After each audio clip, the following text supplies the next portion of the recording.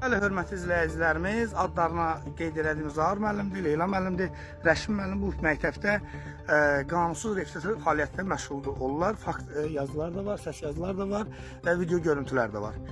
Bunlar kimlə müqavilə bağlayıbdılar? Bunların arxasında hansı qüvvə dayanıbdır? Təhsil sektoru dayanıbdır, region dayanıbdır, yoxsa hansı qüvvə dayanıbdır ki, bunlar məktəbdə bayram günü olmağına baxmayaraq, 25 mart tarixidir bu günlərin, bayram günü olmağına baxmayaraq, burada repetitor fəaliyyətlə məşğuldurlar. Niyə? Hansı qanuna əsasən repetitor fəaliyyətlə burada qanunsuz fəaliyyət məşğul olurlar? Bura tədris yeridir. Əlbəttə ki, tədris yerində ola bilər.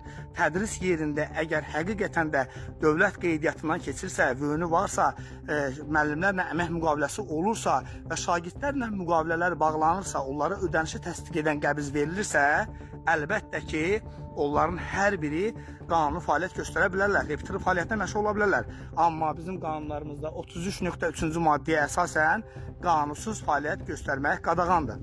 Hər bir repetitor fəaliyyətlə məşğul olan müəllimlər dövlətin vergi ödəyicisi olmalıdırlar və şagirdlərlə ödənişlə eləməli deyirlər. Amma ödənişlə edirlərsə, əlbəttə ki, dövlətə vergi verməlidirlər. Amma təəssüflər olsun ki, bu günlərin Cəlilabad rayonu Həzabad kəndində bu qanunsuzluğun fəaliyyətini biz rəsmi şəkildə birbaşa demək biz şahid olduq və yəqin ki, aidiyyəti olan orqanlar bura haqqında inşallah ciddi tədbir görəcəklər. Təşəkkürlər, minnətdarım.